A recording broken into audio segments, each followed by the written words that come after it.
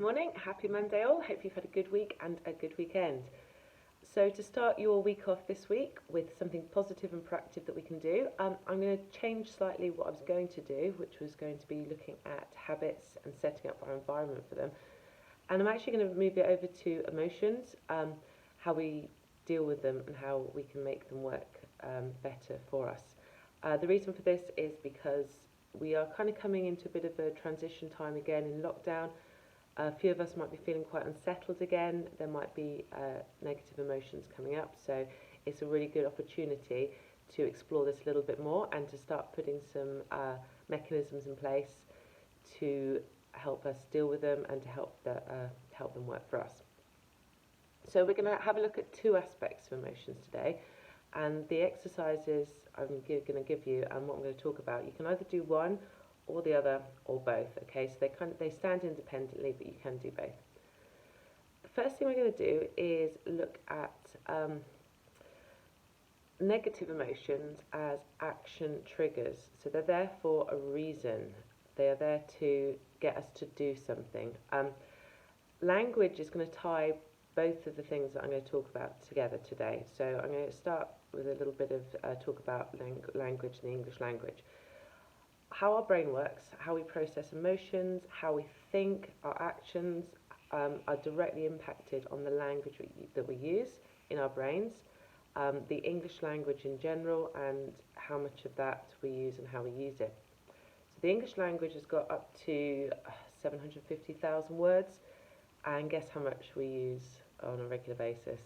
Like 10 to 20,000.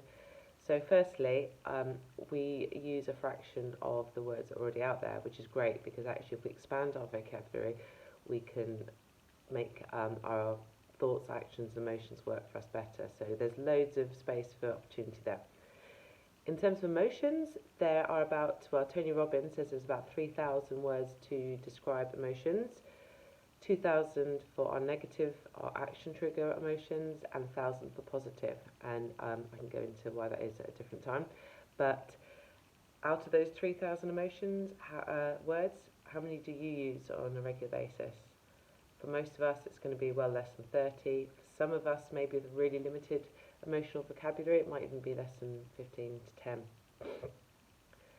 So those words that we use will affect how we think and how we feel. And we're going to do two things with those words and this language. The first thing we're going to do is we are going to, when we get these, and we're not going to worry about the positive emotions now, that we can do, but we're going to try and stop these action triggers. Our negative emotions, we're going to explore those more. So when we get these, we can stop, we can note them, we can start to analyse them all. What is it I'm actually feeling? And the other thing we can do is turn down the intensity of these emotions. And these are both related to our vocabulary of emotions.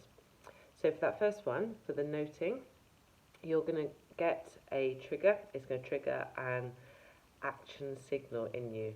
It might be anger, it might be fear, it might be annoyance, it might be apprehension. There's a lot it can be. And these are on different levels. So you've got you can think of it as an inner circle of emotions, our basic emotions. I'm going to post some links to this.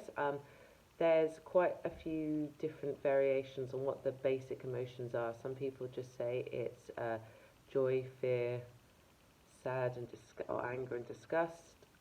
Some people split it up into 6, some people split it up into 8. But these are like really basic bog standard emotions. From those, you can expand out into subcategories, and from those subcategories, you can expand out even more. So anger might actually turn out to be irritation. Fear might actually turn out to be anxiety, which might actually turn out to be apprehension. And just by starting to learn different words to describe different emotions, or not learn them, but remember them and start to think about them, we can work out what's actually going on with us.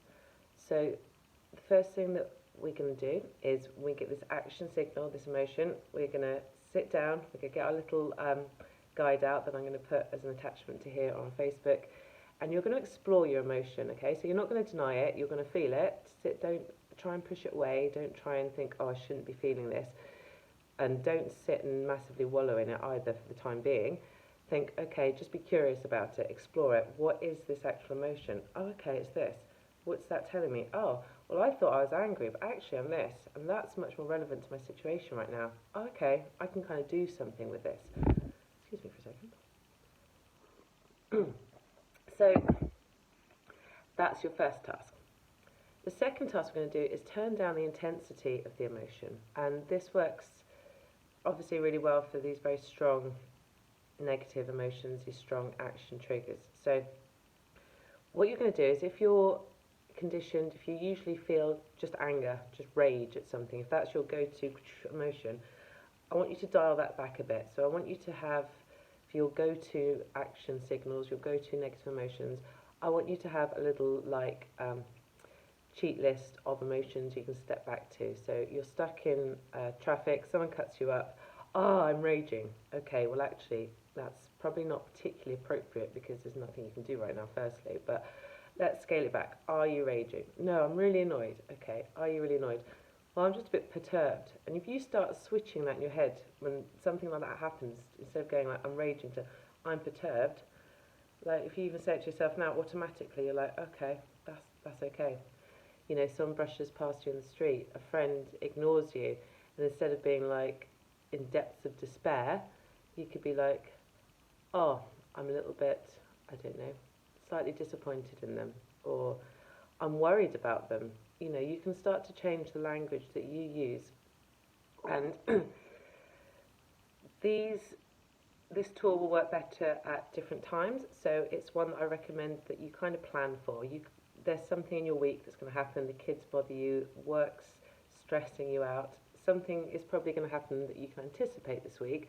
So try and get a list down of, or do get a list down of other emotions that you can dial that down to. So the stronger emotion you usually feel, dial it down to something that is more manageable, and when that trigger comes up in your head, think the other words instead. Again, it's one of these actions, a bit like we were talking about the gratitude last week, that can feel a bit false at first. It can be like, this is stupid, I know what I'm feeling, but actually your mind is manipulating you, and you can manipulate it right back. You can say, no, these are the words I'm feeling, this is a perfectly valid emotion, but it's not as strong as the one that you're thinking. And if you try it, I think you'll be hopefully pleasantly surprised by the results you get. So 2 things to look at this week. We're looking at the language of emotions. The first thing we're going to do is expand our vocabulary when we get a trigger come up for our negative emotions, aka our action signals. We're going to explore it, we're going to get curious with it, we're going to find out what it really is and open up our vocabulary that way. The second thing that we can do is that we can turn down the dial of intensity for an emotion, a negative emotion that we are feeling. So we're going to look at words that we can use for ones that happen habitually to us to put in their place this week. I think that's everything, guys. I hope you have a really good week, and I will see some of you hopefully soon. Take care. Bye-bye.